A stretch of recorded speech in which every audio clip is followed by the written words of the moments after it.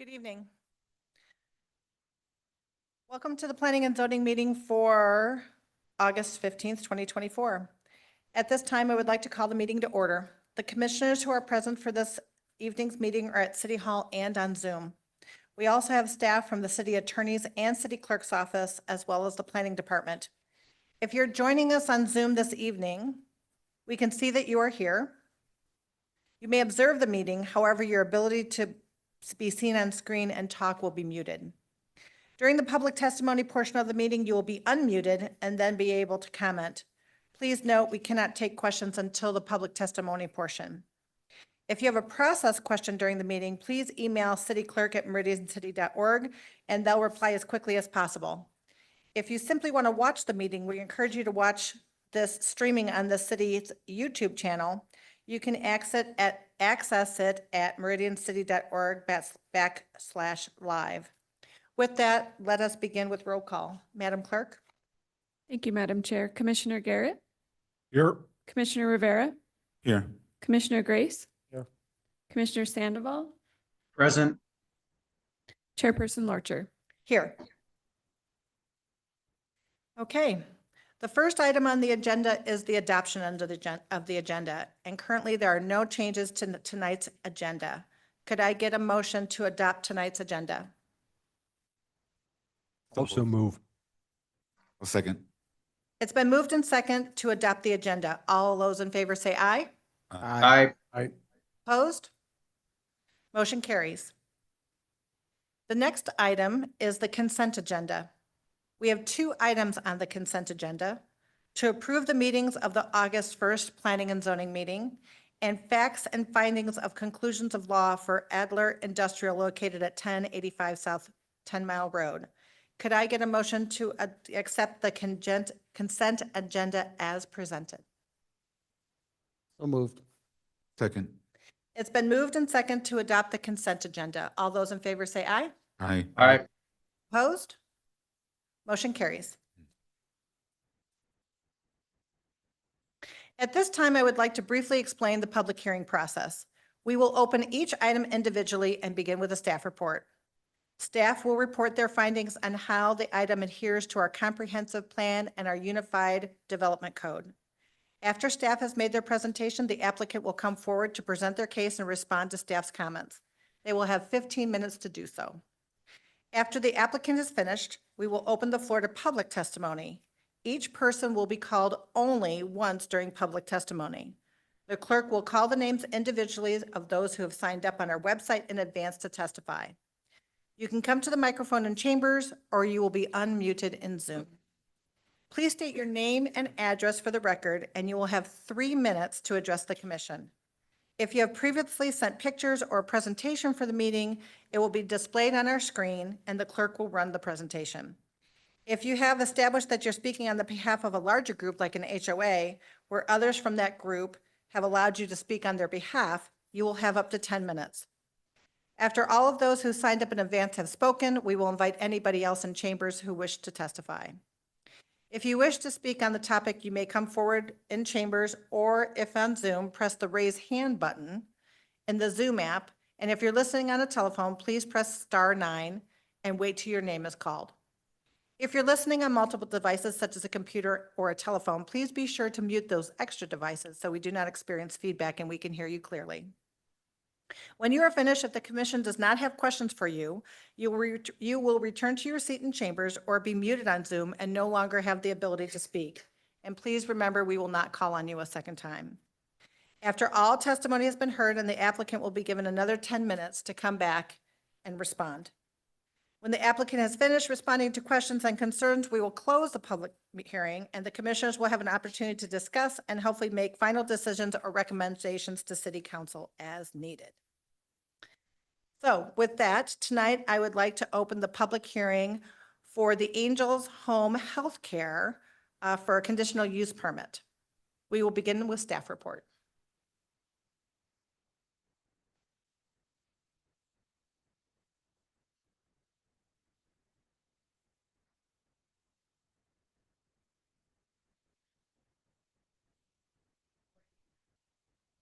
is for, first application before you tonight is for the Angels Home Child Care. It's a conditional use permit.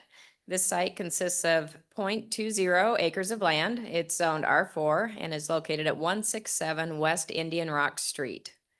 The applicant is currently operating an in-home daycare facility for 6 or fewer children in her home. The comprehensive plan future land use map designation is medium density residential. A conditional use permit is proposed for an in-home group daycare for 7 to 12 children in the R4 zoning district. Compliance with the specific use standards in the UDC for such is required. Off-street vehicle parking is required to be provided on the site in accord with UDC standards for the residents and for the daycare. A minimum of 4 off-street parking spaces are required for the 4-bedroom home, with at least 2 of those spaces in the garage. The other space may be a parking pad outside the garage. There are 3 vehicle parking spaces in the garage and 3 on the parking pad in front of the garage. The applicant states she'll pick up the children to avoid traffic in her neighborhood, and if parents want to come visit, they let her know ahead of time. All of their personal vehicles will be parked inside the garage, and the parking pad outside will be available for parents to use that prefer to pick up and drop off their children to ensure safe discharge and pickup of clients in accord with UDC standards. The proposed hours of operation are from 7 a.m. to 10 p.m. The hours of operation should not extend beyond this time period without modification of the conditional use permit. No written testimony has been received on this application, and staff is recommending approval with conditions. The applicant is here to testify tonight. Thank you. Would the applicant like to come forward?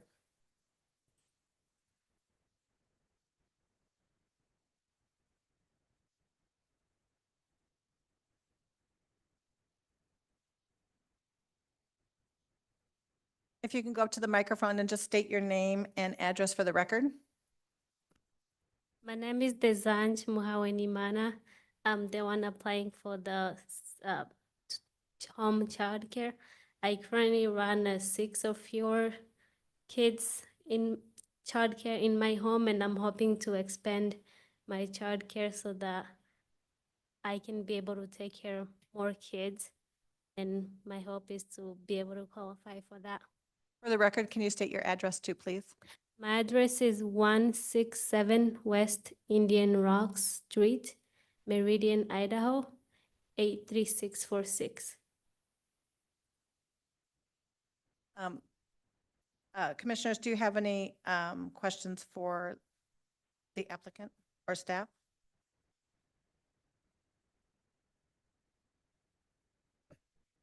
Madam Chair, maybe just one. Commissioner Grace?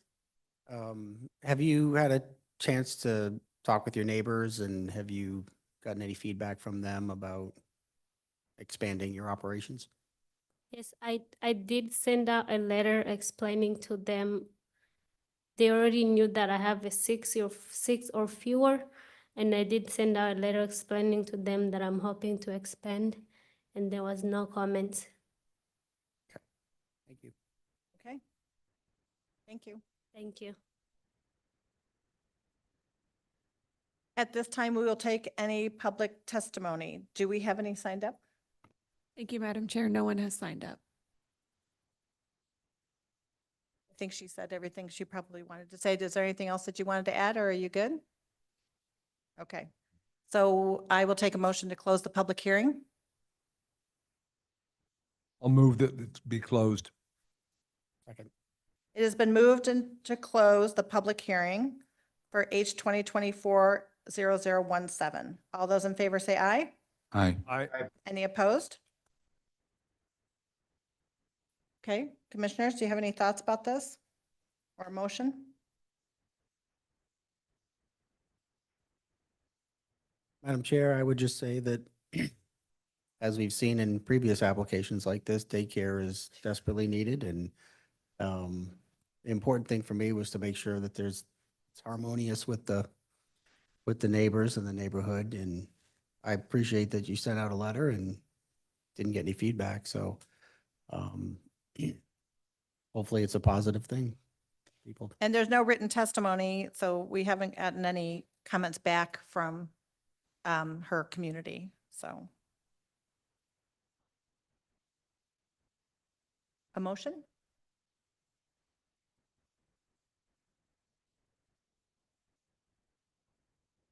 Madam Chair, after considering the staff, applicant, and public testimony, I move to approve the file number H-2024-0017 as presented in the staff report for the hearing date of August 15th, 2024. I'll second that. It has been moved and second to approve file number H 2024-0017. Any, all those in favor say aye. Aye. Aye. Opposed? All right, motion carries as is. Thank you very much.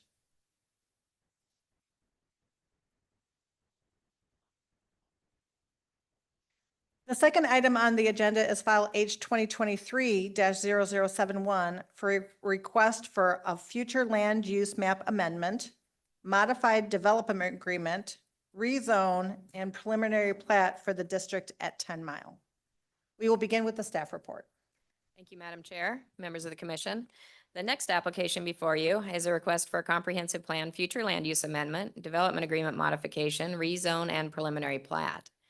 This site consists of 108.77 acres of land. It's currently zoned CC, ME, HE, R40, and TNC.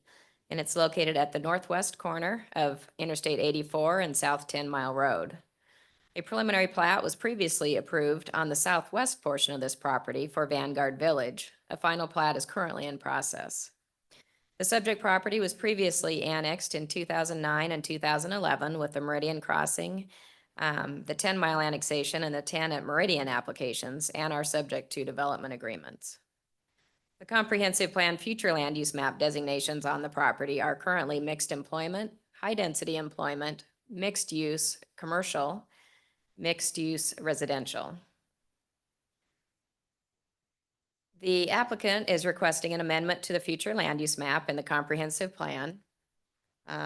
As shown there on the bottom graphic, the top one is the current adopted future land use map designations. The applicant is requesting to change the designations on portions of the subject property and adjacent properties, resulting in a net change in this area as follows.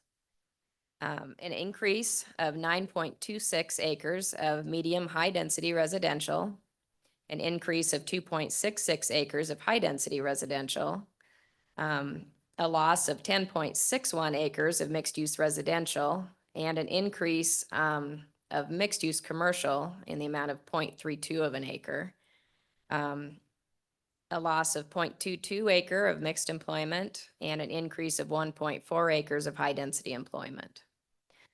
The map amendment includes some cleanup changes recommended by staff on the abutting property to the west, Endurance Holdings, zoned R15 and mostly designated medium high-density residential, and the right-of-way for West Cobalt Drive along the northern boundary of this site, adjacent to Outer Banks subdivision, zone CC, and designated mixed-use mixed-use residential, based on the existing multifamily entitlements on these parcels and the applicant's proposed amendment.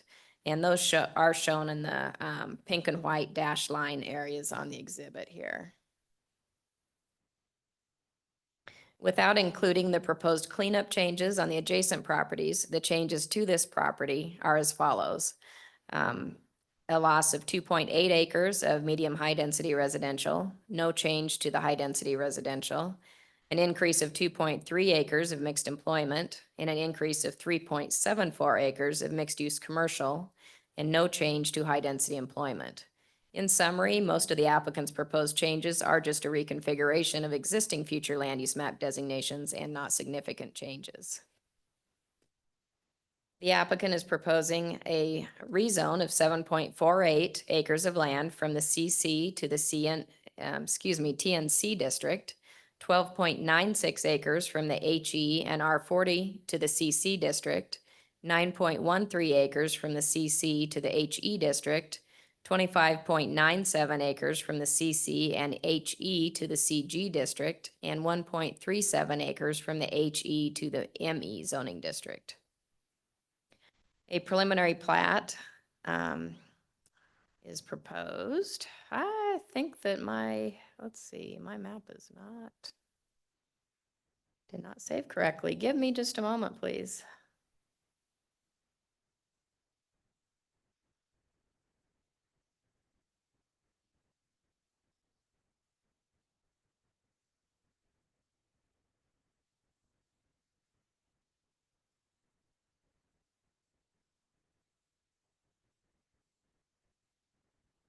Okay, sorry about that. I'm not sure what's going on. It's not syncing correctly, so bear with me. A preliminary plat is proposed consisting of 38 building lots and one common lot on 108.77 acres of land in the TNC, CC, CG, HE, and ME zoning districts. A modification is proposed to the existing development agreements for Vanguard Village, Federizi 10 Mile LLC, SJJV LLC, Janisic Properties LLC, and the tenant Meridian to consolidate them into one new agreement, which will replace the previous agreements or portion thereof as applicable for Vanguard Village and the tenant Meridian, and include a conceptual development plan for the overall area. A use area plan is also proposed as shown. Area 1 accommodates a mix of multifamily residential such as townhomes and multifamily. This area is mostly designated mixed-use commercial with mixed-use residential and a small amount of medium-high density residential and zoned mostly TNC with some CC. The map amendment proposes a mixed-use residential land use designation with TNC zoning for the entire area. A residential density of 8 to 12 units per acre is proposed, which equates to approximately 268 to 402 residential units. A diversity of compatible land uses is encouraged in mixed-use residential areas, which may include a mix of residential, office, retail, recreational, employment, and other miscellaneous uses. While the focus is on residential uses, the horizontal and vertical integration of retail, office, and employment uses is essential. This designation requires developments to integrate the three major use categories: residential, commercial, and employment. Only residential uses are proposed in the requested mixed-use regional future land use map designation and TNC zoning district. The mixed-use component of the mixed-use residential designation and the TNC zoning district is entirely missing. Only one of the three major use categories is proposed, and that's residential. No retail, office, or employment uses are proposed as required, which are essential in mixed-use residential designated areas. The proposed mixed-use residential designation and TNC zoning is not consistent with the proposed development plan or the intended plan for this area, as the required mix of integrated uses is not provided. Area 2 accommodates predominantly commercial mixed uses. It includes large format anchor and specialty retail, casual and fine dining, entertainment, recreation, hospitality, childcare, and office uses. This area is currently designated mostly mixed-use residential and mixed-use commercial with a small amount of high-density employment. The zoning is mostly CC and some HE and ME. The map amendment proposes mixed-use commercial and high-density employment land use designations with CC, HE, CG, and ME zoning, with the majority being CC. The mixed-use commercial designation encourages the development of a mix of office, retail, recreational employment, i.e. family wage jobs, and other miscellaneous uses with supporting multifamily or single-family attached residential uses. While the focus of these areas is on commercial and employment uses, the horizontal and vertical integration of residential uses is essential to securing entitlements. As with all mixed-use areas, this designation requires development to integrate the three major use categories: residential, commercial, and employment. In mixed-use commercial areas, 3 or more significant uses also tend to be larger scale projects. Although a mix of commercial uses is proposed, only one of the 3 major use categories is provided, and that's commercial. No major employment uses, again, family wage jobs is what we're talking about with that, are proposed as required in either the mixed-use commercial or the high-density employment areas. And integrated residential uses are not proposed in the mixed-use commercial area, which are essential. The proposed mixed-use commercial and high-density employment designations are not consistent with the proposed development plan or the intended plan for this area, as the required mix of uses is not provided. The proposed floor area ratios are also significantly below the goals of 1 to 1.25 or more in the mixed-use commercial area and exceeding 1.0 in the high-density employment area. Just a side note, on the staff report, it did include a map that showed square footages of the gross floor area. That was incorrect. Those were actually just the floor area of the main floor. It did not include any upper stories as may be proposed. So the applicant will be either revising that exhibit or we'll just be pulling it out. I'm not sure which at this point. So the floor area ratios in the staff report are not correct. The area is still very low and very far below the guidelines, but those numbers are not correct. Area 3 accommodates medium to higher density office, commercial, recreation, and medical and hospitality uses. This area is currently designated mixed-use commercial and high-density employment with CC, ME, and HE zoning. The applicant proposes a reconfiguration of the mixed-use commercial and high-density employment areas and a rezone to reconfigure the boundaries of the CC, HE, and ME districts accordingly and add CG zoning. The applicant also proposes to change a sliver of the high-density employment area along the west boundary in areas 2 and 3 of the use area plan to ME and rezone from HE to ME for the southern portion of that area to match that of the abutting property to the west and to align with the future lot line. The ME area will be developed by Adler Industries separate from this development. As previously noted, the floor area ratios in the mixed-use commercial and high-density employment areas are significantly below the established goals in the plan. Although commercial and employment uses are proposed from the 3 major use categories, integration of residential uses is not proposed as desired. Office and other employment uses need to be of a much higher density in this area in order to be consistent with the mixed-use commercial and especially the high-density employment designation, and designed as compact urban centers rather than low-density suburban-style development. Recreation uses are not desired in the high-density employment designated areas. A mobility plan was submitted showing vehicular, pedestrian, and bicycle circulation within the site. Typically, all building elevations should comply with the design standards in the 10-mile interchange-specific area plan and the design standards listed in the Architectural Standards Manual. However, the applicant is requesting that these guidelines and standards not apply to this development and instead proposes alternate design standards and a design review process of their own for the proposed development as part of the development agreement. Similarly, Brighton Development across the street to the east did the same for their development, and they have their own design standards as well. While all of the proposed design standards may not expressly align with the guidelines in the 10-mile plan, they appear to generally follow the guidelines and should ensure high quality of development if Commission and Council deem the proposed plan appropriate for this area. And these are just some examples of elevations that are included in that design manual. Written testimony has been received from Christina Bolt, and that is included in the public record, and from Jeff Wardle, the applicant's representative, in response to the staff report. Staff is, in summary, is recommending the staff is not in support of the proposed map amendment and the associated rezone based on the conceptual development plan proposed, as it does not meet the minimum development guidelines in the 10-mile interchange specific area plan, nor does it provide the mix of integrated uses desired in mixed-use designated areas, or the intensity and or types of uses desired in the mixed-use commercial and high-density employment designated areas. If Commission and Council is of the opinion the proposed development plan is more appropriate for this area than that envisioned in the adopted 10-mile plan, staff suggests alternate future land use map designations and zoning are approved consistent with the proposed development plan as follows.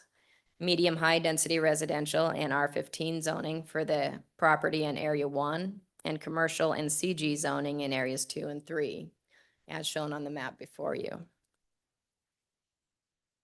Staff will stand for any questions. The applicant is here tonight to present. Would the applicant like to come forward?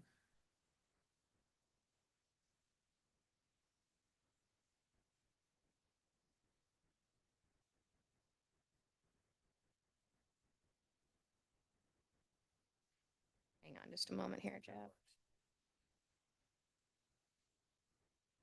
There we go.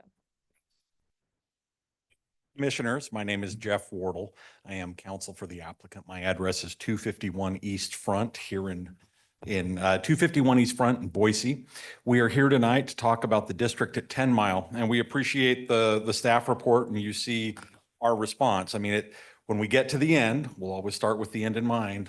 We don't disagree with staff's recommendation on how to get there. We have proposed our own approach that we think is appropriate. We've worked on that with staff for months, but as we've reviewed the staff report, that if that's the way that they think that we should go to be able to get this approved, then we're supportive of that and we're willing to go to council with the changes that staff has recommended. So to provide some background, this application involves a development agreement modification, comprehensive plan, map amendment, a rezone and preliminary plat for the property that is west of 10 Mile Road and the applications that staff mentioned that were consolidated 2-3 years ago for 10 Mile Center, which consisted of 10 Mile Crossing, the other 10 Mile facilities where Sheila's is located as Brighton came through with that. On the west side of the property, as staff noted, there were a series of development applications with different property owners that resulted in development agreements that address different portions of the site that also did not necessarily conform to what the infrastructure plan that has been developed in the 10 Mile area over the course of the last 15-20 years resulted in being. Staff walked you through those, and essentially what we're doing tonight is presenting you an omnibus solution to bring all 5 of those prior development agreements together with a comprehensive development plan. Now, I'm going to walk you through the background and just kind of the technical elements, and then Ton Peterson, the Vice President of Development for BVA Development, will talk about the thought process that has gone into the various areas. As depicted here, you can see the 5 different development parcels that were subject to 5 separate development agreements. There's approximately 1 acre up at the north along Cobalt that was part of another development agreement that they never had a plan for because they knew it would be a vestige, and those boundaries were realigned with Cobalt. Then you have the large purple one there, which is approximately 71 acres that was annexed into the city pursuant to a development agreement at the same time as the blue and green parcels.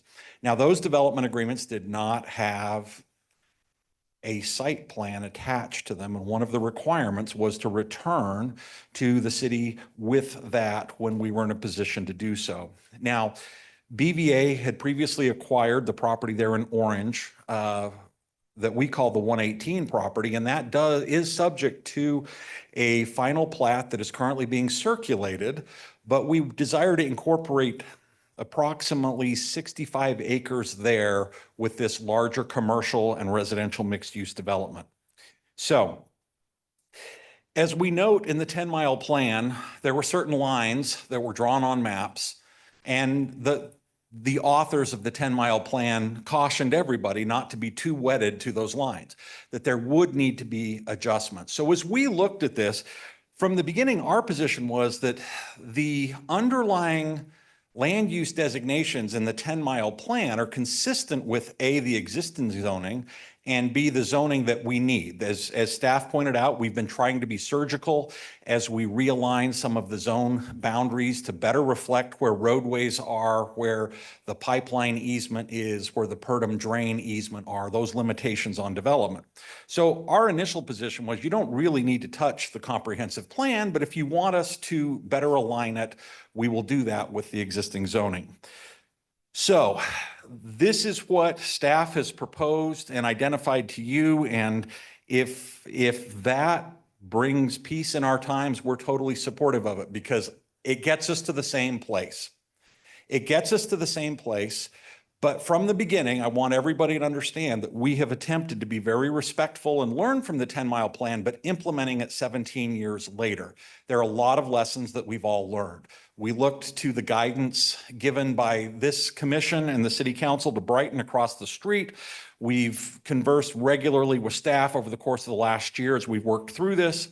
And so we are in agreement, if this is the approach that gains the support of staff and commission, that we support the staff proposed modification. So the other element that staff indicated, and I'm going to turn it over to Ton to talk about this now, is that one of the things the 10-mile specific plan comprehended was the need for comprehensive design standards that were independent of the 10-mile plan as you looked at properties. And by coming forward with these 5 development agreements, we're able to take a significant area that are subject to disparate approval processes and bring them together so that you have a harmonious development that approximates about 200 acres with a variety of uses in furtherance of what we have. So I'm going to turn it over to Ton Peterson now to talk about the various elements, and we've talked about 10 Mile Center. So Ton?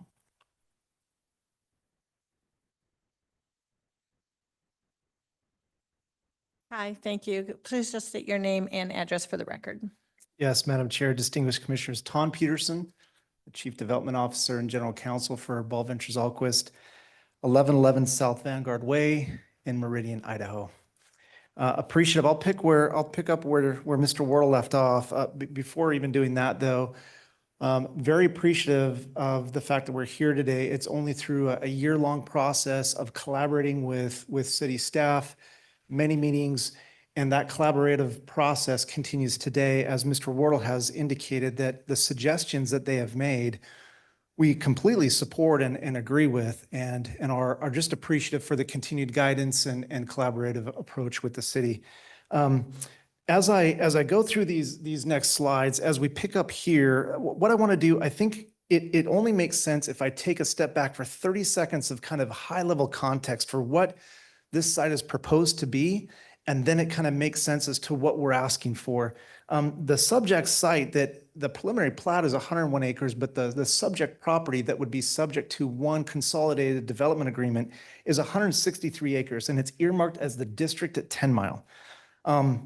This is significant. It's an interconnected site that's a true mixed-use site, and it is, we've been working on this for a year with our partners who I'll get to in a moment, but it's a network of mixed-use districts, 3 distinct districts that are harmonious, that are interconnected, but have distinct purposes and functionality. They're outlined as city staff was alluding to earlier. There are 3 areas, and I want to actually skip to that. Maybe one more here. Let's see if I can get there. Starting in the north kind of west corridor, the residential area is a mixture of townhouse and multifamily. And then in kind of a backward shaped L, we have a second district, if you will, that's primarily our retail village. It's going to include restaurants, service, grocery, entertainment, recreation, office, retail, hotel, and flex space. And then along what I'll refer to as the I-84 corridor closest to I-84, that's our commercial hospitality core. That will have uses such as office, medical office, and hotel. Now, the request, then that takes us back to the development agreement modification. The request is to integrate the multiple existing development agreements into that one single development agreement with design standards that will be incorporated and will govern the entire site, much like, as Mr. Wardle referenced, across the street. We did that, and by we, it was in partnership with Brighton, and at their lead, they did something similar. It promotes consistency, cohesion, and eliminates confusion while maintaining the highest quality of a development, not just for now, but for years and years to come. Included, and I think at this point, it's probably important to note, and it's noteworthy, that on this project, what you see with this depiction, this site plan, we've partnered with EPC, the founding members of whom were the principal partners, of Center Cal who brought the village to Meridian. Fred Bruning and his team has since carved out from Center Cal. They formed EPC, a sister corporation to BVA, and their fingerprints are over this development as they've been able to identify things that have worked in the past, both at the village and at other mixed-use developments through the Western United States. But we've also learned from things that they could have done better and have said, we would have done that better. Why does that matter? It takes us back to the discussion on the development agreement.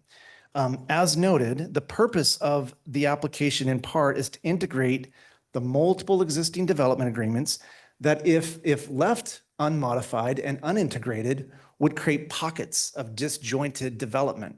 Here, one development agreement governs the entirety of the property as proposed. That's consistent with the provisions of the Meridian City Code 11-5B-3F.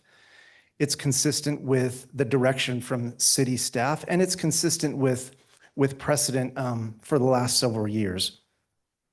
It is also important to note, and Mr. Wardle alluded to this as well, that in each of the existing development agreements, it didn't just contemplate, but required the very future amendment that we're now bringing before you. Each of these were intended to be amended. I want to get to the design standards here because I think that's the meat of what is important to discuss tonight. But the development agreement modification also allows us, and it's a vehicle to make the requested comprehensive plan map amendment, the zoning modification, and the preliminary plat to bring that all into one. So as we then turn to the design standards,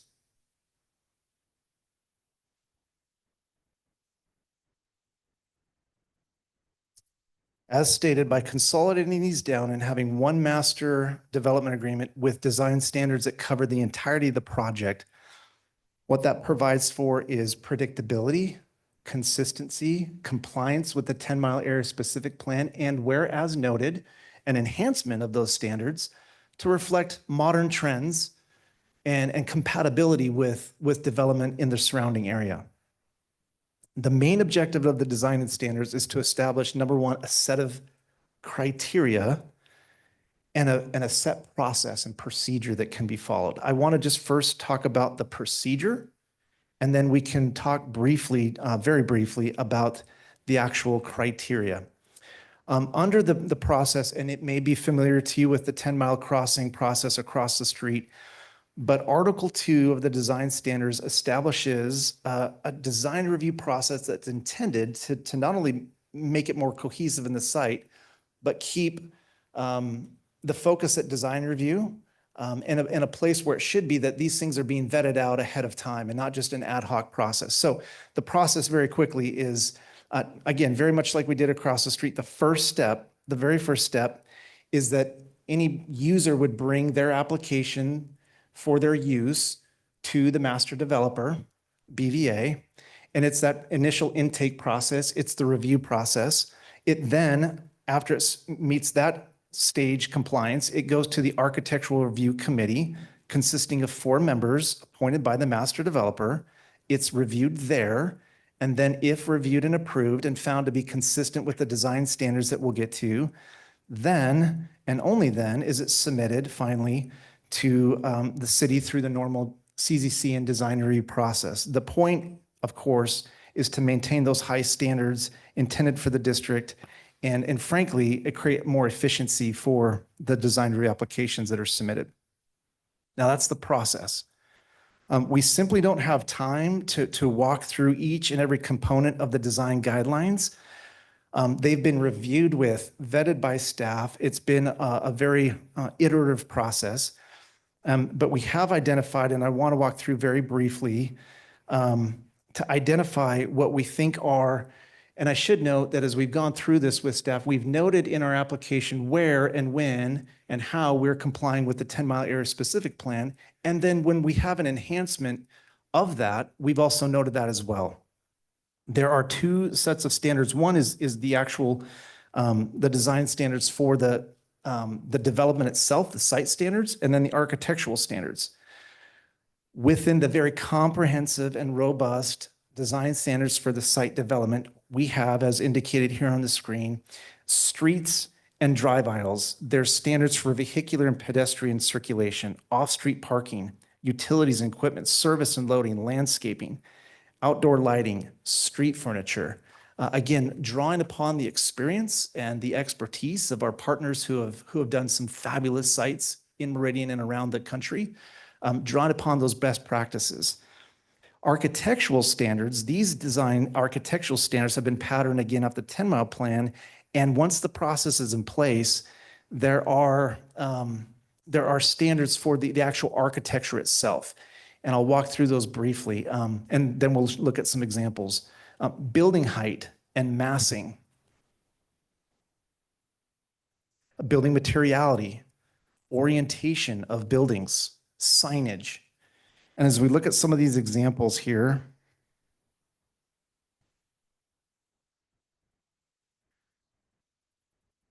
I'll finish in 30 seconds. Glass material examples, sidewalk examples, orientation of doors and windows. You'll see some of the best practices from the city and other cities in the Mountain West. Great attention to detail for street furniture. And then, of course, the facades of some of these buildings. You'll see elements from the Village, from Eagle View Landing, from 10 Mile Crossing, the best, highest quality Class A product that we could bring. I'm out of time. There's more to go over, but we can stand for questions. Thank you.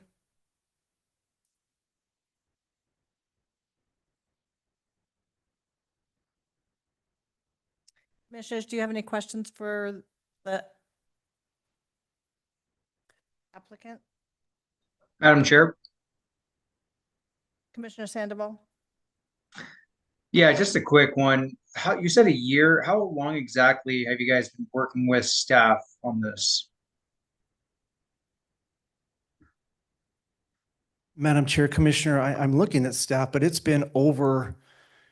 actually been over a year, if my recollection serves me, and I will let them correct me if I'm wrong, but I believe it's been 15 months. Thank you. Madam Chair.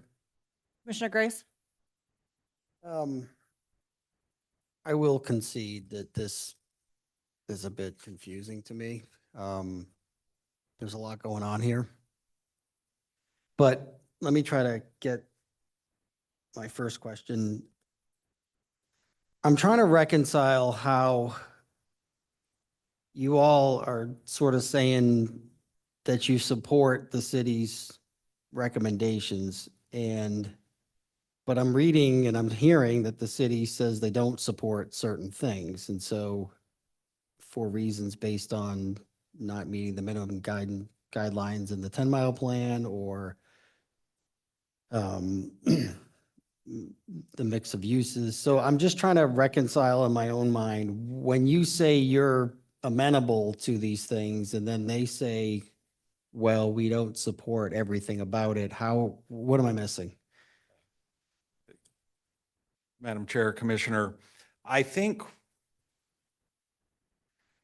we don't need to have a lengthy policy discussion that I've had with staff repeatedly behind the scenes.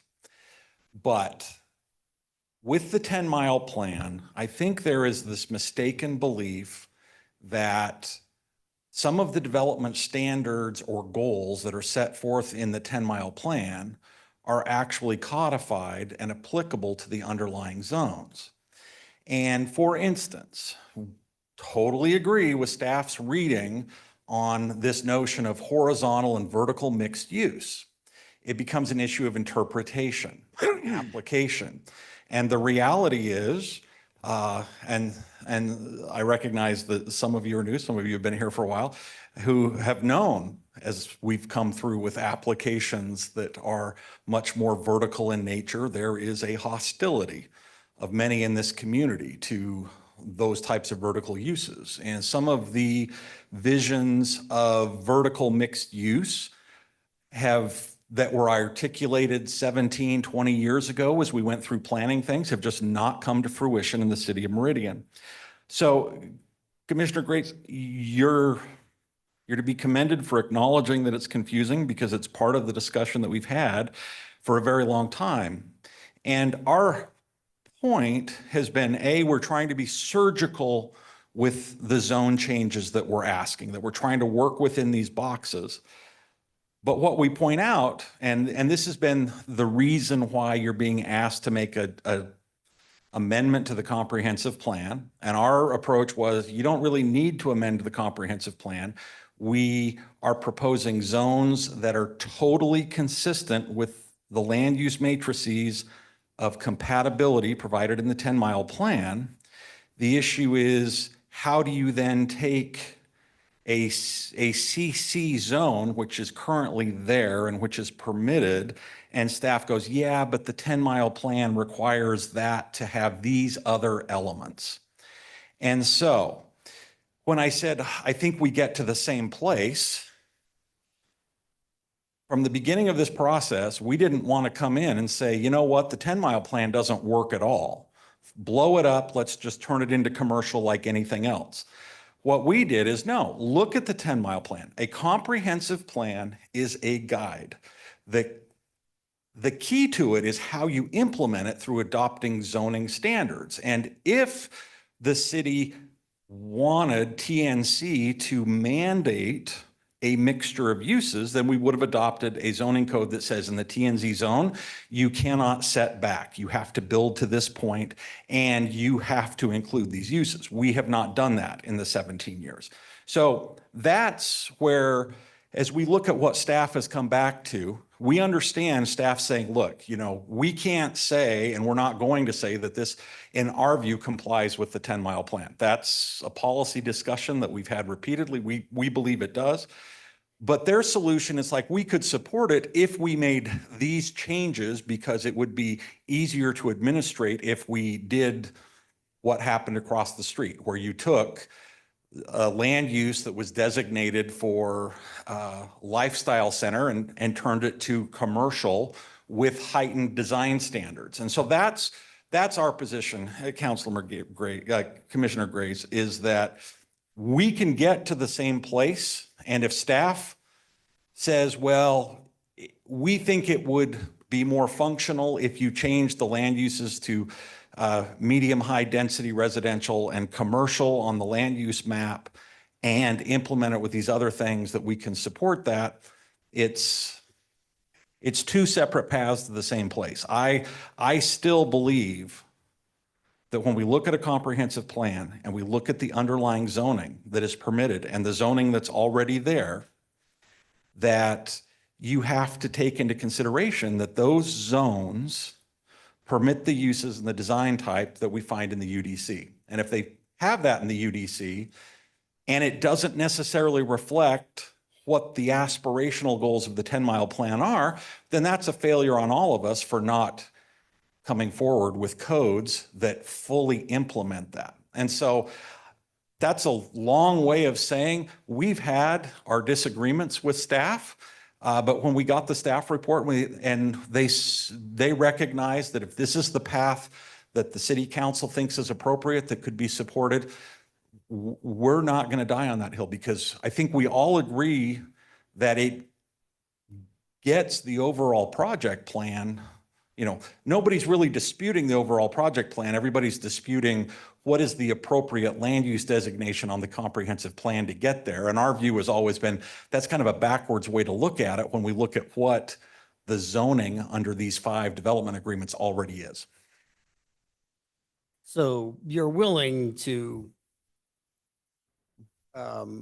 get there the way the city would like you to, but you sort of want to make your pitch for the way you'd like to get there first. Is that, which is reasonable? Well, I would just say that, again, we, as Commissioner Sandoval asked, I mean, it has been a very lengthy process on how to bring these 5 development agreements together. And just to be clear, the reason that it's been 15 months is that BVA acquired the 118 property earlier, and then we've put the rest of this under contract and are working through it. So it's not a reflection on staff being problematic. It's the fact that we came in with the first 120 acres and go, here are things that we need to do with that. Now that 120 acres, we want to take 70 and include it with this other and work through it. So all I'm saying is, I think we, from the very beginning, I encouraged my client not to come in and go, we're taking the commercial zone, the commercial land use designation and putting it over this entire area. Let's look at the 10-mile plan, identify those elements that work, those elements that are permitted under the existing zoning. And let's be very surgical in the asks that we're making on where does the line really need to be for the CC zone? Because that's, on the map, if you see it, the CC zone cuts through just south of where the big right-of-way is, and it leaves kind of an orphan parcel that you can't really work with. So our suggestion was, well, let's make the lines of the future land use map and let's make the lines of the zones conform to where everybody's pretty much in agreement that the infrastructure is going to be, so that you have those clear points of demarcation, that the break point between the residential and commercial is that collector that then leads to the north. Let's make it so that the CC is actually reflective of how the backage road comes over from 10 Mile Crossing under 10 Mile and wraps around. So we appreciate that staff has come forward at least with an alternative that they think gets us to the same place. Just one more if I could. Sorry, I don't want to monopolize the whole conversation. What is your response to the kind of hesitation or concern from the city that the way in which you want to reconfigure might lead to reduced employment opportunities?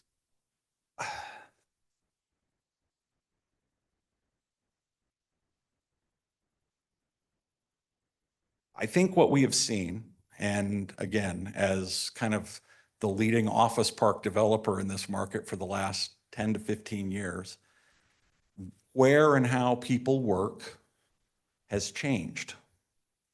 And the original 10-mile plan contemplated the type of office park that you see at 10 Mile Crossing, that you see at Eagle View Landing.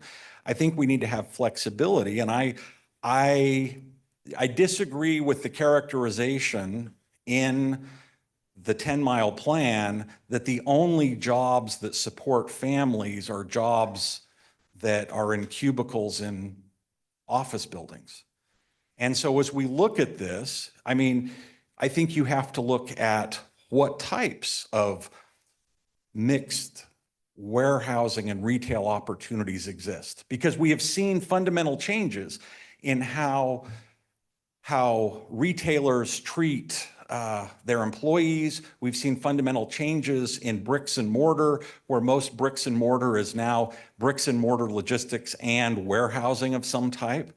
And so I think that I disagree with the characterization that we're eliminating, high-paying family-type jobs. I think we've got to be reflective of the fact that when the 10-mile specific plan was adopted 17 years ago, we've since subsequently had COVID. We've subsequently had a fundamental change in logistics. So there are a variety of opportunities, and even retailers have recognized that higher paid employees that have specific skills are valuable.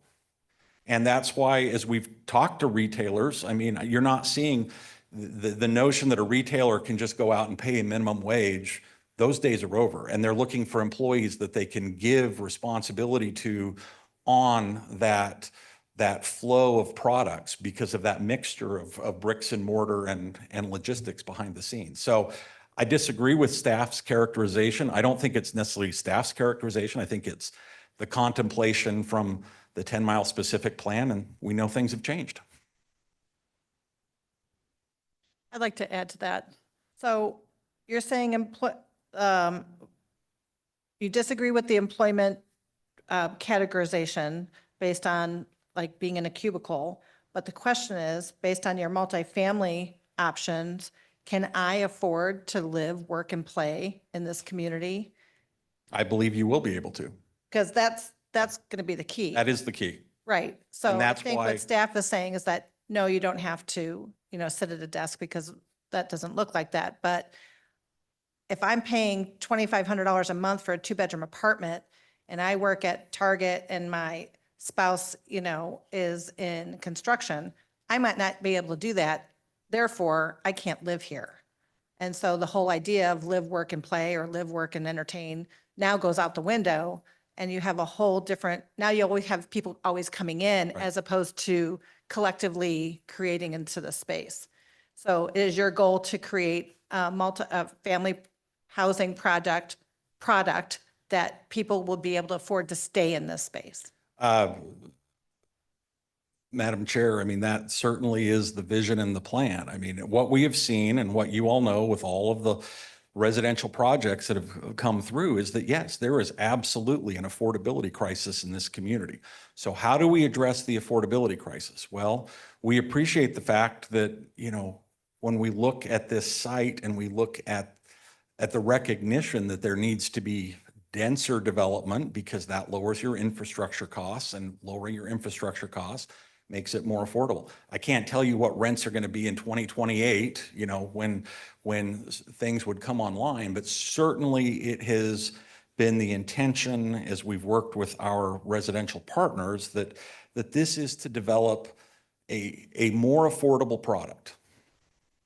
And unfortunately, more affordable in this day and age doesn't necessarily mean the affordability that people had in mind in the past, but certainly that is the goal.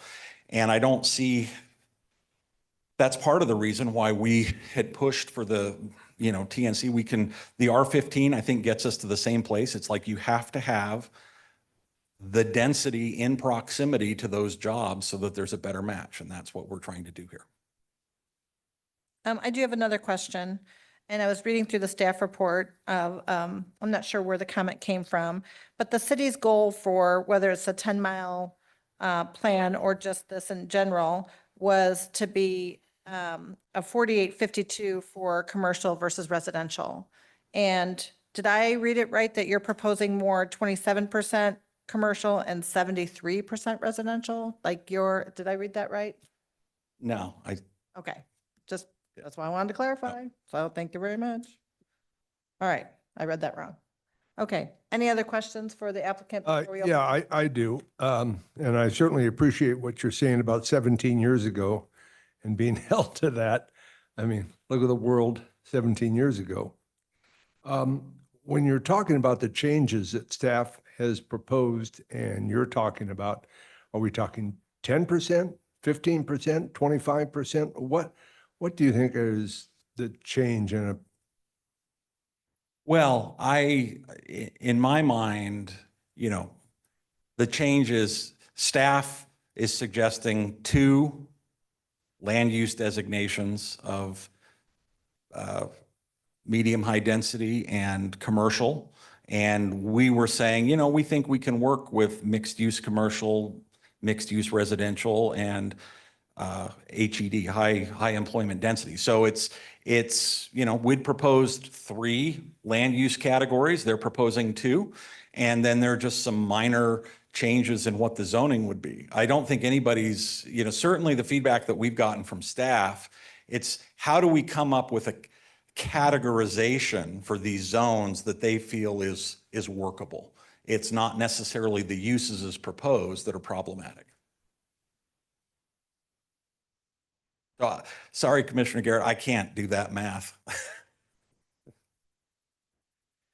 Well, yeah, I mean, when I think about what happened 17 years ago to today, it's just unfathomable that the changes, what it's had to office buildings. I mean, in the big cities, a lot of those office buildings are 30%, 40% vacant right now. And I just want to be clear that we're not saying abandon the 10-mile plan. We're saying the 10-mile plan is a guide, and we look to that guide. It encourages mixed use. It encourages, and we agree, this is an appropriate location for some higher density residential and higher density office. But it also needs to have other commercial elements that you see have been functioned and part of it, and that we can get there and we value. I mean, that's the thing that we've liked about the 10-mile plan and we've been respectful of is we like the fact that you can look at that section and go, There is space here for warehousing. There is space here for retail. There is space here for office. There is space here for housing, space here for recreation.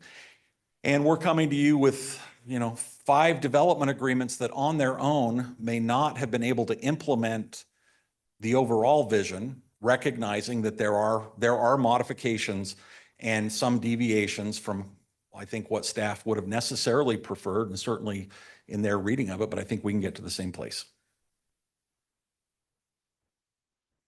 Thank you. Commissioner Garrett, did you have anything else to add? No, I don't. Thank you. Madam Clerk, do we have anybody for public testimony? Thank you, Madam Chair. We have Jenny DeFreitas. Frades, thank you.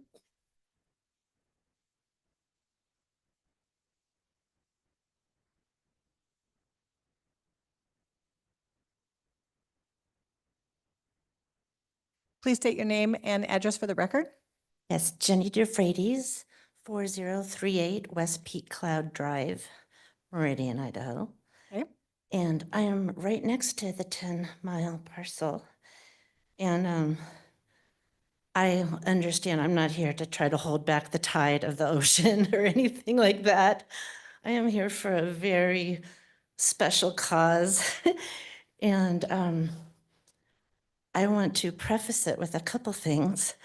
That one, this 110 acres is going to turn the gridlock on 10 Mile and Franklin and the interstate there, turn the gridlock into quadruple, if not more, octobal gridlock at 7:30 in the morning and between 3:30 and 5:30. So that's a whole other subject.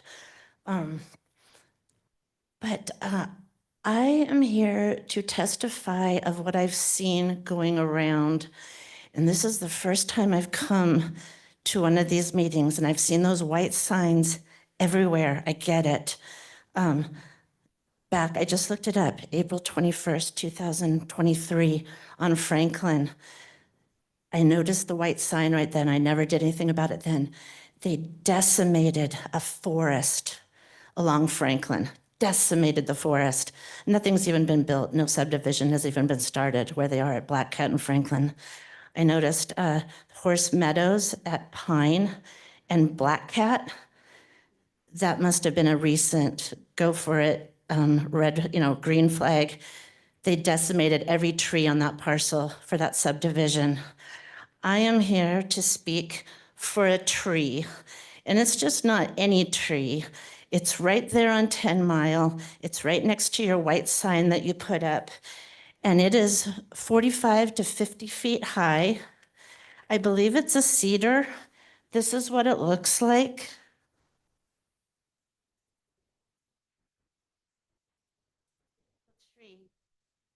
It's the most beautiful tree in this part of Meridian. And every time I drive by, I'm looking for that orange slash for them to tear it down. And I want for these people with their college degrees to figure out how to save this beautiful tree in their plans. And I'm, I had 37 years in California in the mountains. I had 17 years in the Rocky Mountains in a little town called Crested Butte, and I am a tree lover. I would chain myself to this tree. That's how much I love it. So I don't want to have to do that, but I would if it came to it. So I'm just asking for some consideration for a tree that God made. It's not Boise, City of Trees, it's Meridian, but let's have some humanity for a tree. Thank you. Madam Clerk? Madam Chair, we have Colin Ronhart. Please state your name and address for the record. I'm Colin Ronhart, 332 North Broadmoor Way, Nampa. Good evening. I work for Ardura. We've been working with BVA as the civil engineer on this project since their beginning. We've also been working since 2019 on the adjacent 120. So a lot of planning jargon has been tossed back and forth tonight, but I am here to answer any questions you may have on engineering, roads, utilities, anything you have. I'm your guy. Okay, commissioners won't ask during public testimony, but did you have any other comments that you would like to make? I did not. I think we've worked with staff closely on utilities and the roads, and you saw that memo from ACHD. There's a mixture of public and private roads out there, and I think we've done a good job. I know that transportation is a concern. It always has been, but we're working closely with ACHD to make sure that we, going forward, have the best options out there. Okay, thank you. Madam Clerk? Madam Chair, we have Elizabeth Allen if she wants to speak. Please state your name and address for the record. Elizabeth Allen, 1144 South Silverstone Way, Meridian 83642. Thank you. First, I want to thank staff for all the hard work that we've been doing with them for the past 15 months. It's been really great to work with them. So I'm the planner at Ball Ventures Allquist. I think to start out my testimony, I would like to take my BVA hat off and speak as a resident of the Treasure Valley. So I live in Canyon County. I work in Meridian. The services and goods that I like to purchase are not available to me in Nampa, which is north of where I live. So I have to drive 30 to 45 minutes either to Eagle Road or to downtown Boise to go to Whole Foods or doctor's offices down there. And what we're proposing at the district at 10 Mile provides those goods and services where I could only drive 15 minutes instead of 30 to 45 minutes. So that'll reduce traffic, transportation for me as well as other individuals that live in the valley. So I just wanted to speak to that and just talk about the importance of this development for myself as a resident. So talking about the design standards, we talked about it quite a bit earlier, and my BVA hat is on now. So it's a really important element that we've added to our application to provide that cohesive design that was discussed earlier. And Tom discussed the architectural committee, so it'll go through that process that will streamline that design review for staff and just make it a smoother process for the developer as well as staff. And the items that I think are important to talk about in the design standards are color. So we've outlined what colors should be allowed within the development to provide consistency. And then we have massing, not permitting monolithic design, so creating different architectural standards that will make the buildings look really nice. For signage, the good part about adding signage to these design standards is it'll be allow us as a master developer and the design review committee to review the signs before they come to staff to make sure that there's no signs that just look outlandish, to make sure the design looks really nice. Connectivity, so we talk a lot about pathways and connections for pedestrians as well as traffic, but there's a big emphasis on pedestrians with open space pathways. There's a pathway that goes around the entire site, and just making sure that all areas of the development have that connectivity to make a really nice user experience for the people that are coming there and also people that are living adjacent to the area, that they have a walkable area so they don't have to drive everywhere. And then just talking about those areas that were mentioned, the important part about those areas and the way we design those 3 areas the way that they are is to provide a transition from the residential to the north down to I-84. So you have the shorter buildings up to the north and then the taller buildings, more intense uses along the interstate. So it was very intentional, and that's why we didn't align it with the future land uses because we needed that transition. And I'll stand for questions. Okay, we don't take questions during public testimony, but thank you. Madam Clerk? No one else has signed up. Okay, anybody in chambers that would like to make any comments or on Zoom? I think we just have staff and council on Zoom. Anyone else? All right, would the applicant like to come back and make any comments about public testimony, please? Madam Chair, Commissioners, thank you very much. I'll be brief. I don't see her, but I will follow up with her.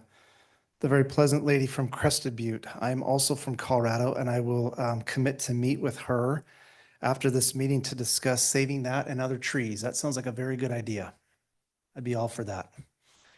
I want to briefly discuss, and I'll be very brief, the concern over a reduction in employment.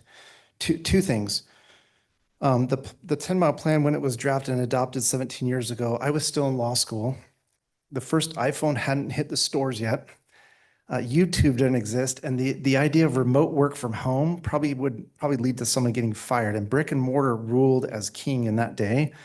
I do want to make note that in this proposed development that we have, we'll have 536,000 square feet of office space and 220,000 square feet of medical office space. The lines look different on the map than they did 17 years ago, but we've incorporated those along the third area on with frontage access and visibility from the freeway. For context and for comparison, the Eagleview Landing development that incorporates the Topgolf currently right now, and I might be off by a little bit, we have 450,000 square feet of office. We will be bringing jobs to this site. Those lines were drawn. They don't exactly match what was proposed 17 years ago, but times have changed, and we've accommodated. We've met with staff. We think that their suggestions are appropriate. And I guess in closing, the 10-mile plan is important. It is not an overlay zone. It is not codified in this area in Meridian. It's none of those things, but it is important. Its goals are laudable, and the intent of our plan is to meet those goals and to also take into account the changes that have happened since it was adopted 17 years ago. Thank you so much. Thank you. All right, at this time, I will take a motion to close the public testimony. Also move. Second. It has been moved and moved and second to close the public testimony. All those in favor? Aye. Aye. Any opposed? All right, the public hearing is closed. Thank you.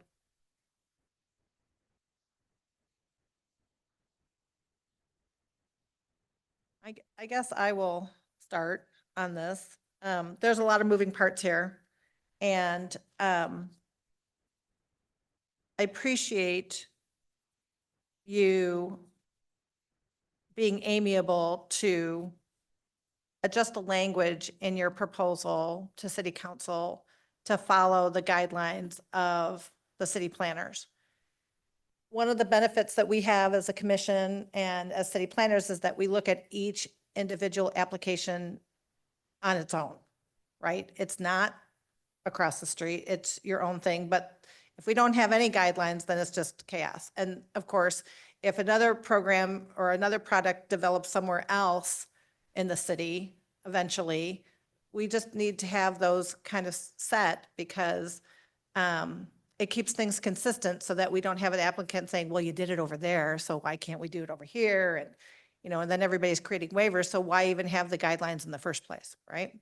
So I appreciate you being able to work with your application to be able to adjust to what the city is asking you to do as far as the zoning is concerned.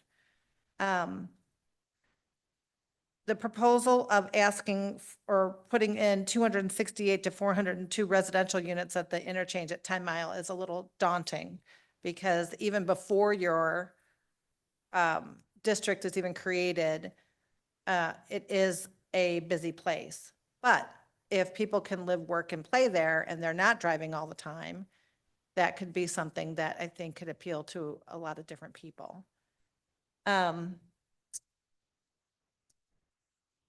Overall, the project is a good one. I like the idea of having kind of a west version of entertainment, shopping, medical, hotels, and all of that, so that those of us on the west side or like those of the Nampa don't always have to go to Eagle and Fairview to be able to get those services, but also being very aware of the fact that even before the development begins, 10 Mile interchange is already quite crazy. And Highway 16, which will help alleviate some of that, is not even on the books till at least the end of 2025, possibly 26 or 27. So we're still many years away from that actually happening. I'd like to hear from my fellow commissioners as far as what their thoughts are on how we make any kind of recommendations to City Council. Madam Chair, Commissioner Sandoval. first, I want to say to the applicant, thank you guys for putting in the time and effort on this. It's clear that you really strive for making the best product possible. But mixed use, as presented, I don't think the project integrates the various uses as intended by the FLUM.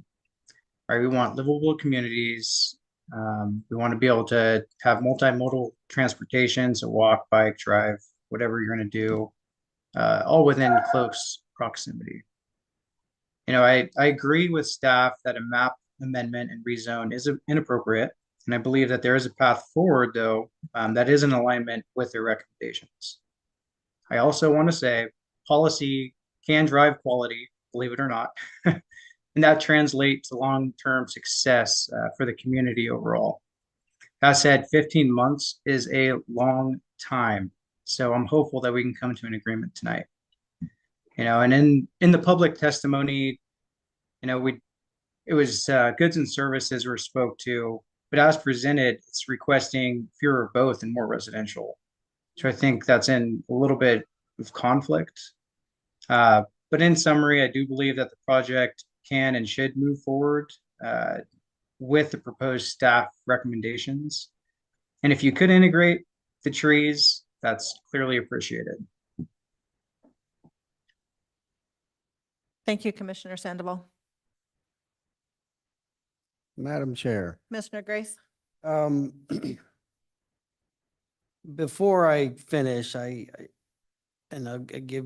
plant the seed maybe in staff's mind, so that they can give me some guidance and help me out. But before I finish, I wanted to ask, what exactly are we approving? I see this, potentially there's a motion here to approve, and I want to make sure I understand what I would be approving. And so I'll just go through a couple of my other thoughts, or unless Sonia, unless you have an answer right now, and then you can chime in. But so, I'm not opposed to consolidation of the development agreements. That sort of makes sense to find some uniformity and cohesiveness with the design standards. That sounds reasonable to me. I am concerned about staff's sort of hesitation and concern that it adds a lot of residential and potentially less commercial, less jobs. But I thought the argument was reasonable there too. There's different ways to measure jobs and employment, and I think that's fair. I'm tracking with the arguments on the 10-mile plan. It has been a long time that's passed to be beholden to that at this point. I see the importance of it. I see why we want to ensure that what's developed is in accordance with these plans, but things have changed. And ultimately, what I'm reading here is that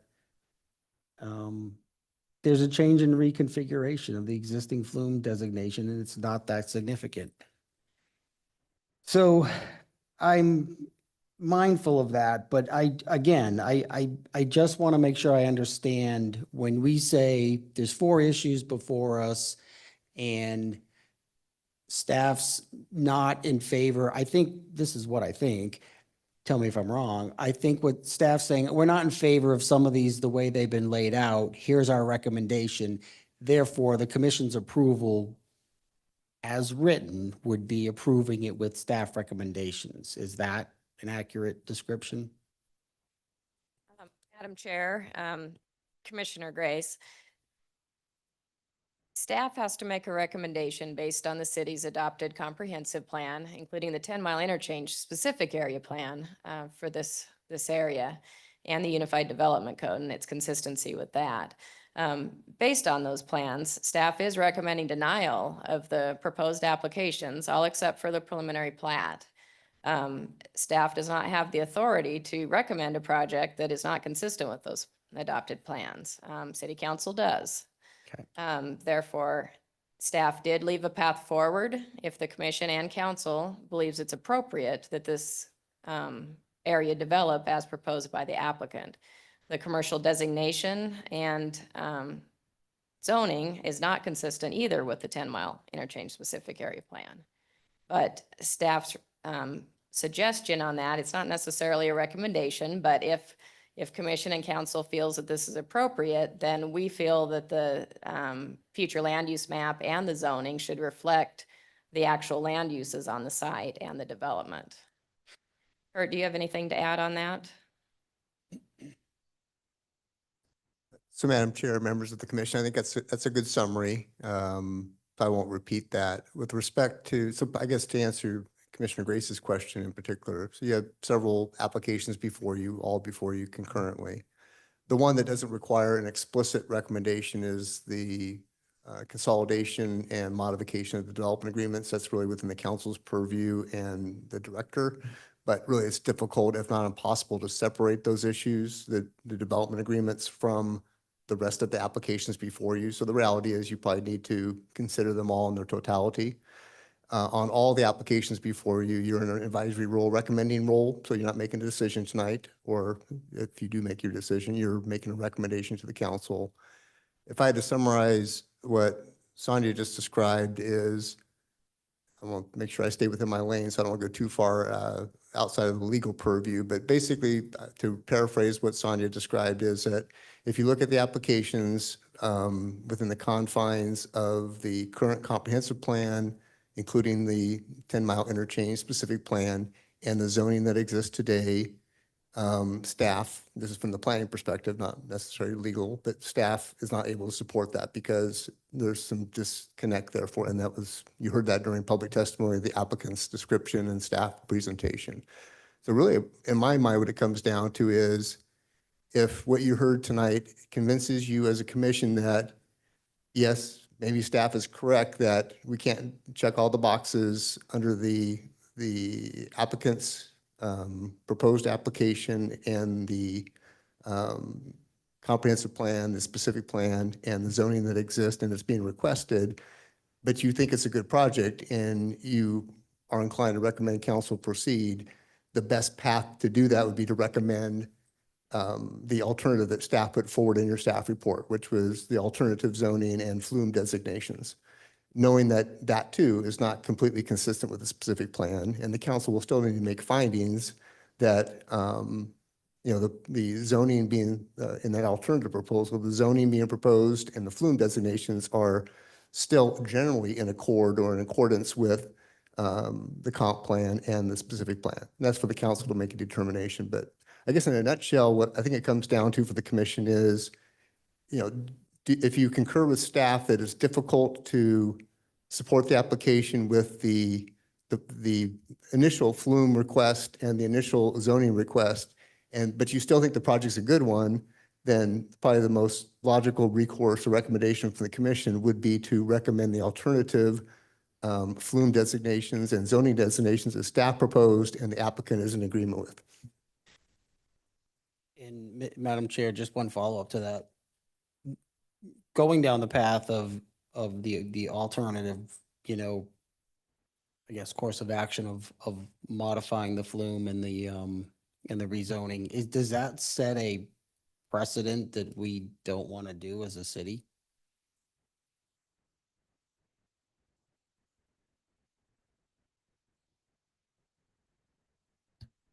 Right across the road to the east is an example of that, the Brighton development. I don't know that a precedent is set in this instance. I'll defer to Kurt on that. Madam Chair, members of the commission, I think Chairperson Lorcher made a good observation earlier that a decision with project X doesn't set precedent per se for project Y. So Yeah. I guess I'd start there. But I think your question and the concern is a good one. And, to the extent that weighs on the commission or you have an opinion about that, I think that's perfectly fine to capture in your recommendation to the city council as well, that, I don't want to put words in anybody's mouth, but, we should, maybe the recommendation is we do go down this path, but our recommendation also is that, the council is mindful of deviating from adopted plans, and maybe the better course is we should refresh the 10-mile specific plan soon, or, or eliminate it, or, whatever that might look like. But I think it's a good concern, is that to the extent we deviate on a consistent basis, that's likely problematic, and you may want to make a comment about that to the council and your thoughts about that.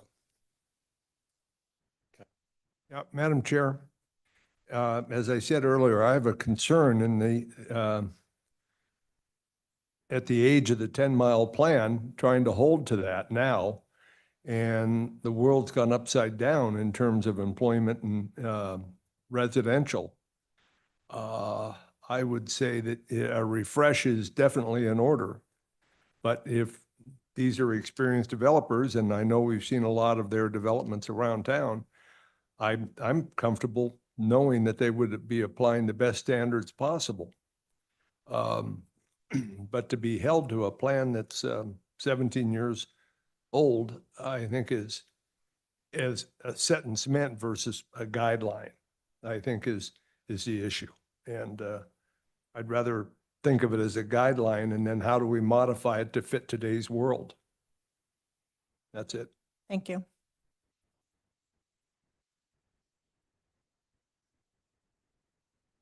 Commissioner, do you have any other comments or that you'd like to Madam add? Chair, It's definitely, complex. It's a great piece of property there that we all want. We are in favor of the best interest of what's being developed there, and we have a sample across the street. But I agree with my fellow commissioners that I think there's a path forward here for sure. It's just a matter of, maybe some outdated information that needs to be refreshed internally, or, or meet in the middle, or, but I appreciate the presentation and, the efforts here of what they're trying to do, and kind of stay within, the most best value for that property, for everybody involved. But, yeah, I think I think we're close, and there's a pathway, but we're just have that slight disconnect. Thank you. Well, the question is how to create a motion, right? One way or another.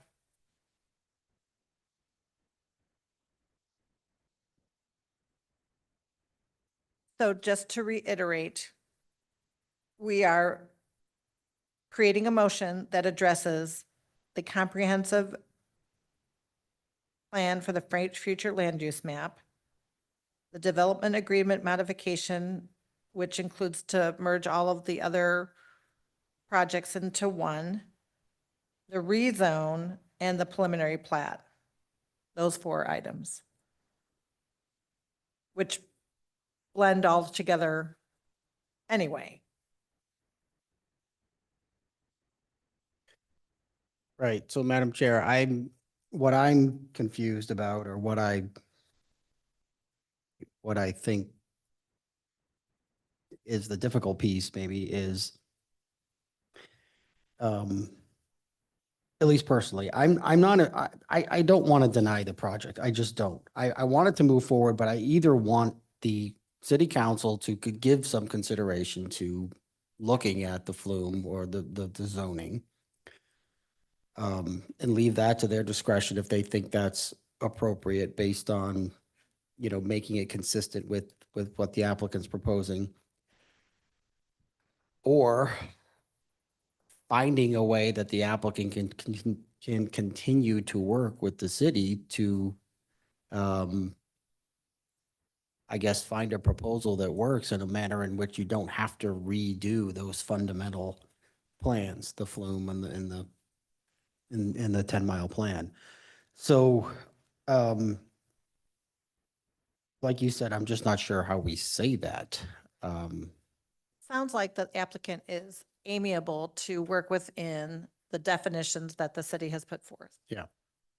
So that could be part of the motion with also your comments in regard to acknowledging that these items need to be looked at city council for consideration to move the project forward. Madam Chair, I mean, as a way to assist or not, you can just, I'll just offer this to you, but in your packet, I think this is also in your outline for tonight as well, but in the packet, it's page 63, but there's, I think staff did a good job of describing it succinctly that it talks about what, the application that's before you, including what the requested flume designations and zoning, rezone request. The next paragraph says, and that's the paragraph that says staff is not able to support that, and here's why. And then there's a second paragraph at the bottom of page 63 of your packet that states, if the commission and council is of the opinion the project should proceed, staff would recommend this different scenario, which has different flume designations and different rezoning recommendations. So you could, if that's, I'm trying to sort of synthesize where the commission may be as a whole, if that's where you're gravitating toward, that you like to advance the project, but with that those alternative flume and zoning designations, you may want to incorporate that last paragraph at the bottom of page 63 of the packet into your motion, if that makes sense.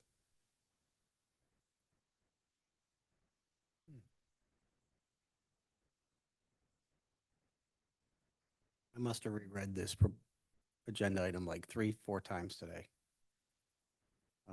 Which I don't normally do, because I feel like I usually get it after one, but.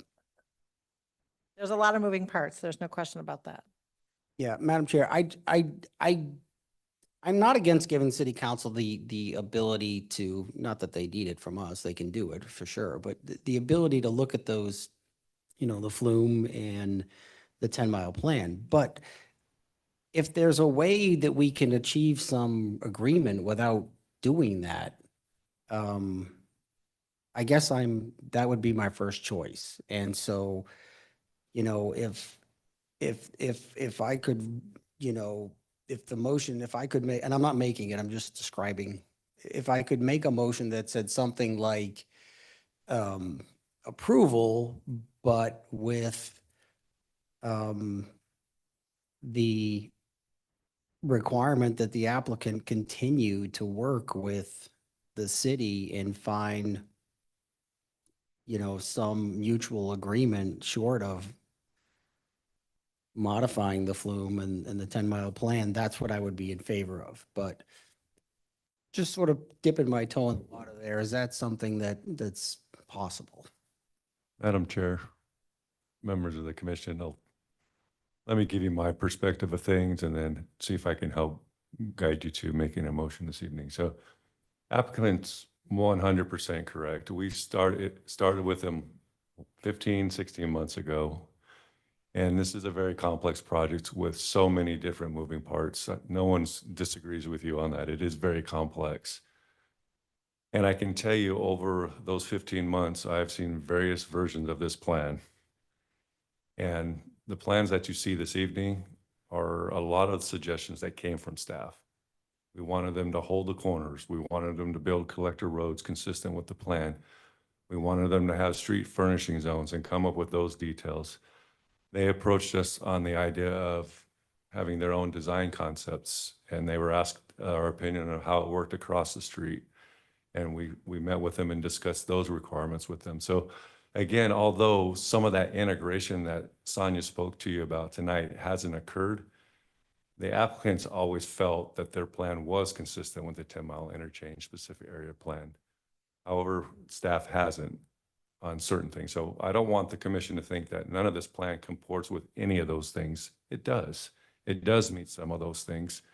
And we have to remember that, yes, it's project by project. There's no precedent out there, but there's other properties around this designated mixed employment that could have some of these other things as well. So You have to look at the plan holistically as well as looking at it at this myopic view.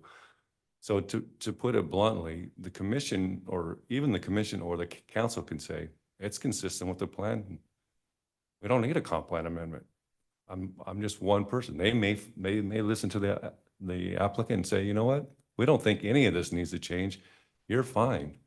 But ultimately, you need to make a recommendation on how you feel it adheres to the plan. And that's where staff has set I guess we set the table for you. We put the silverware, the diningware in front of you and said, just you can overturn staff's recommendation of denial and say, we recommend approval that you move forward and we think it should be commercial and medium high density residential and have council take action on that. So again, I hear what you say, Commissioner Grace, but I'm not sure what we're going to gain by saying continue to work with staff. I think we've done that. We've proven that this is the plan they want to present. And I think we just need to get it moving forward and get it in front of city council. Just my experience in dealing with this and working on it. Thank you.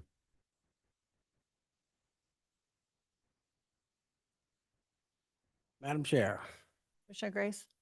with that, and thank you for that, that's really helpful. I would make the motion that after considering all staff applicant and public testimony, I move to recommend approval to the city council, file number H-2023-0071 is presented in the staff report for the hearing date of August 15th, 2024,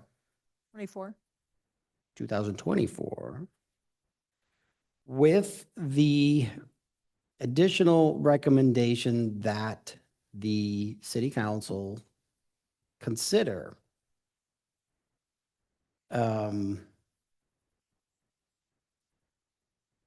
whether flume designations and zoning are consistent with the proposed development plan and whether those need to be modified.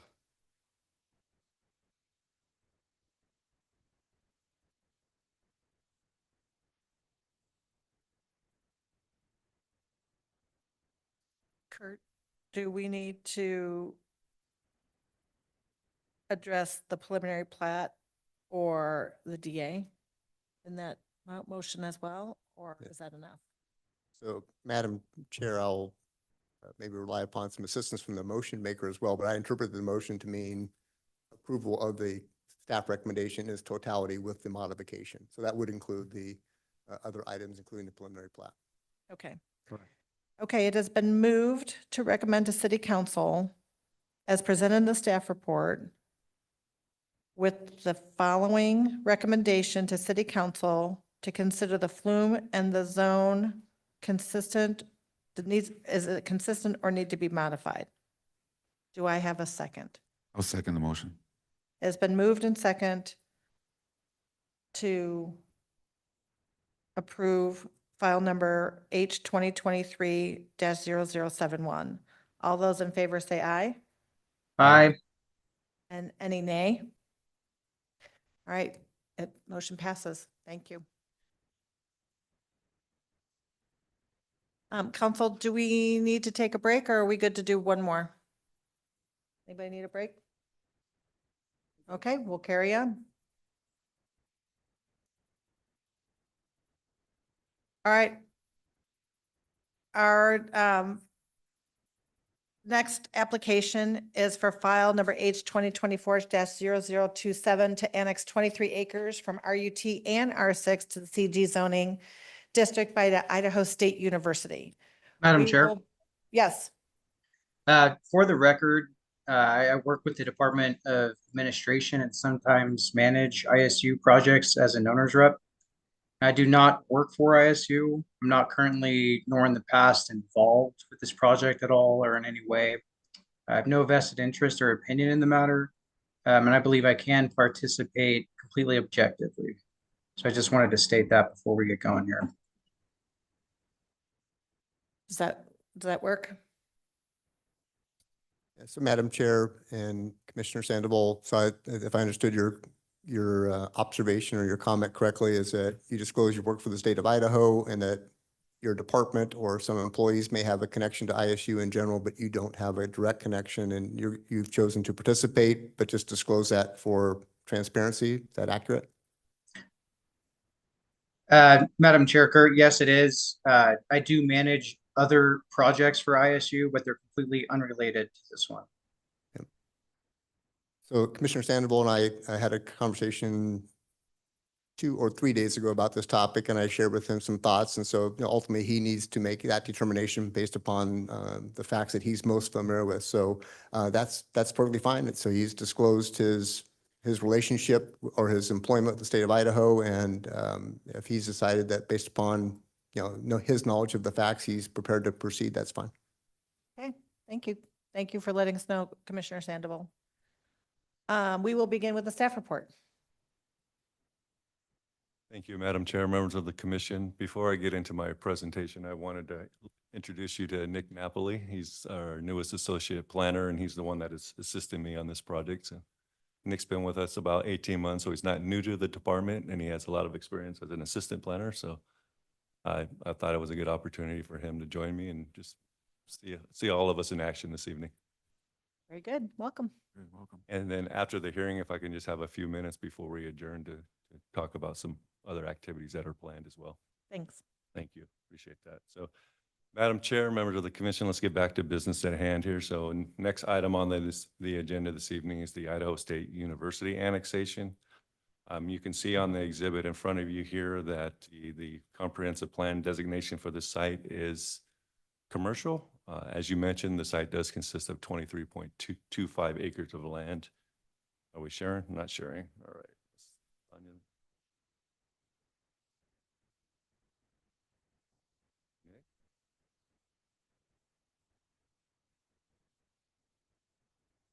Everyone see the screen? We can't. Now we can.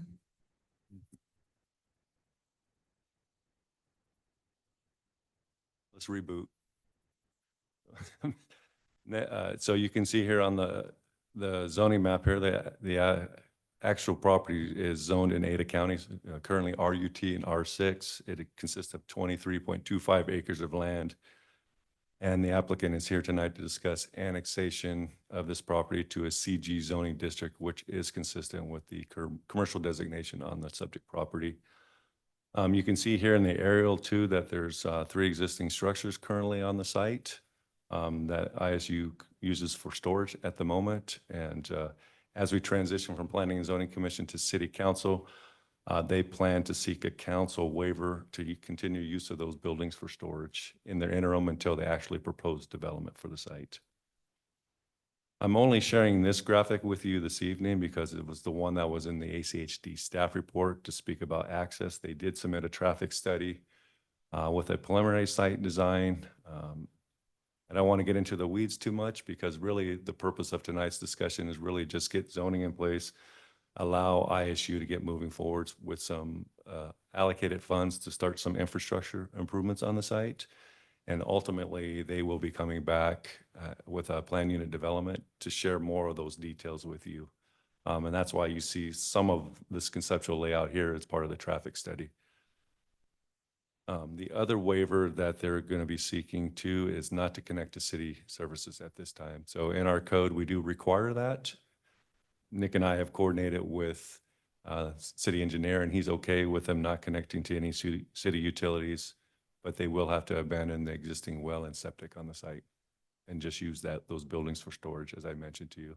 Again, council will take action on those 2 waivers once we get in front of them. ACHD did provide a staff report on this particular application. I won't go into a lot of the technical details of that report because again, it's subject to change. And we're not going to be approving any accesses tonight. Simply put, in the development agreement, we've just let the applicant know you're going to come back and work with the city and ACHD on the access points in the future. But for right now in the DA, we're just recommending that they comply with city code. But at least for context, I wanted to let you know that this property right now only has access to South Locust Grove Road, and that's important. And I know in my discussions with ISU, it was important that they want to get it right. They know they're going to put a lot of square footage on the site for that medical, or for that college campus. And so access will be critical for the site. What makes it difficult is that they're surrounded by ISU and the Meridian Police Department, which are secure facilities. If you had a chance to look at the agency comments, ISU does support this application. So they are working with ISU to try to come up with some better access to this site.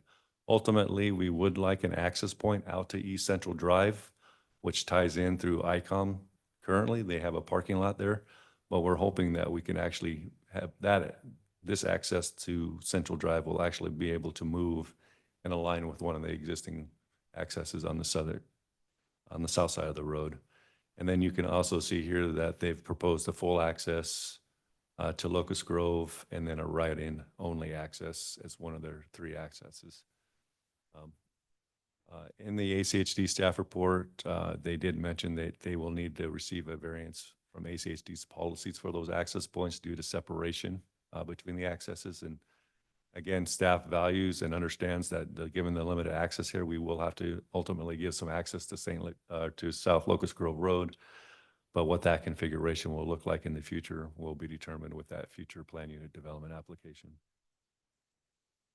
But at a minimum, when ICOM went in and developed their parking lot, we did require them to stub a driveway and grant cross access to this property. So the ultimate vision for ICOM's property is for it to be a parking structure. So we hope at some point there could be a shared access or at least a pedestrian, a multi-use pathway to provide some connectivity in the future. But again, more to come later on. So I've had a chance to look at the public record this evening, and there are no public comments on this application. Again, staff is recommending approval with a development agreement, and I don't have anything else to add on tonight on this topic, and I'll go ahead and stand for any questions you may have. Commissioners, do we have any questions for staff yet? Would the applicant like to come forward?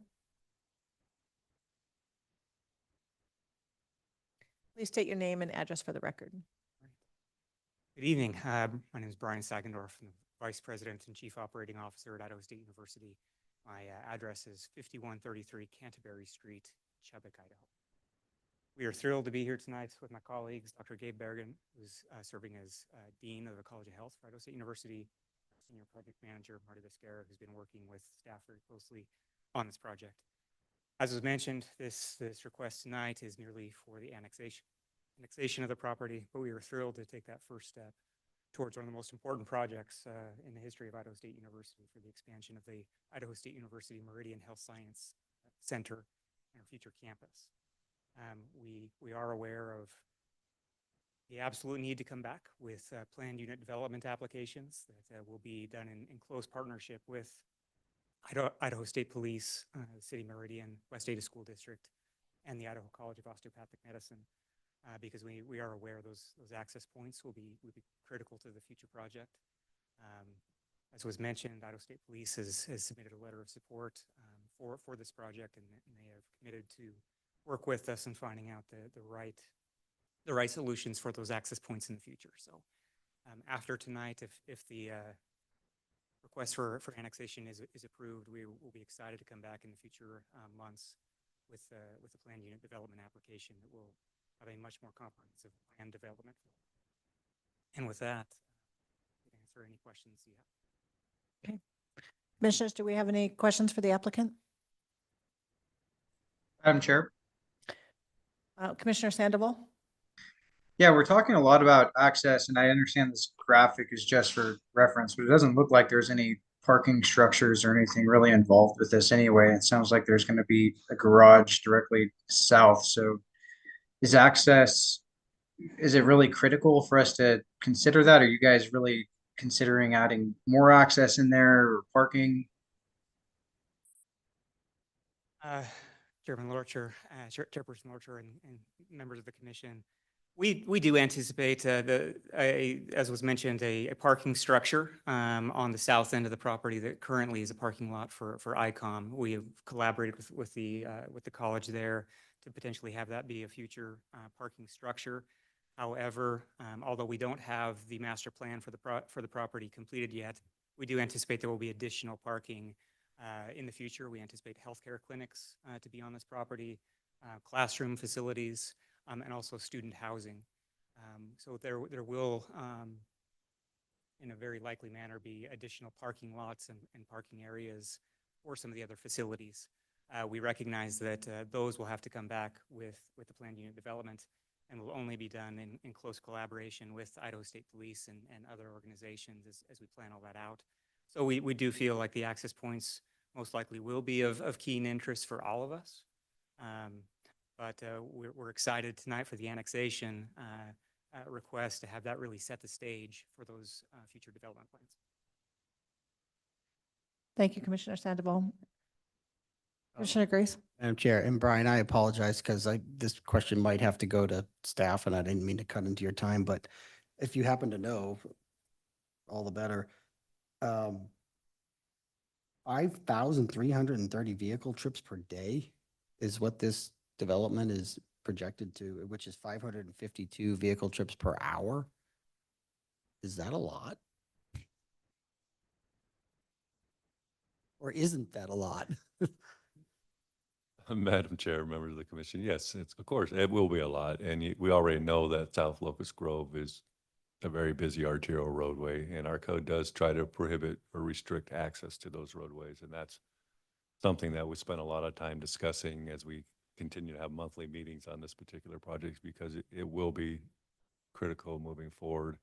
We've also met with our own police department on site and took a tour, seeing if there was a way we could get cross access through their site. But given that it's a secured campus, it may be difficult.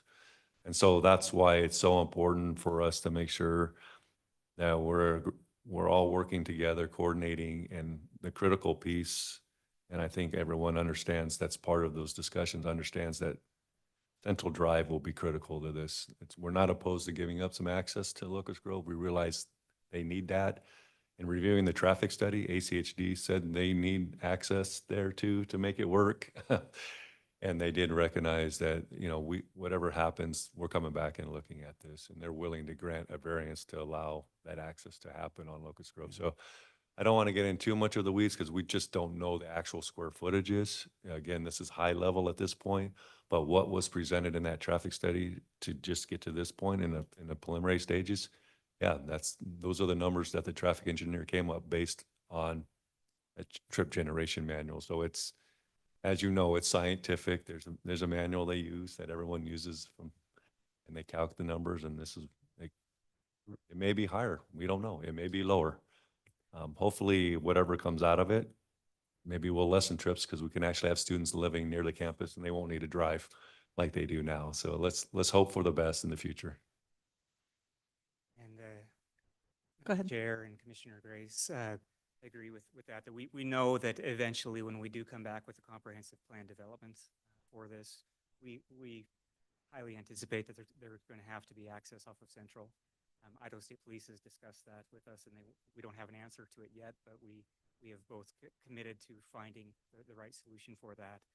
Also, much further down the road, we hope that traffic impact is lessened as it becomes a bit more of a residential campus as well, with students living there on site. But we, again, are committed to find the right access point solutions with the neighboring agencies and city staff. And that was not a reflection on the application or anything. It's just, you know, it's a higher institution of higher ed. It's a busy place. And so that's understood. So thank you. Thank you. Madam Clerk, do we have anybody signed up to testify?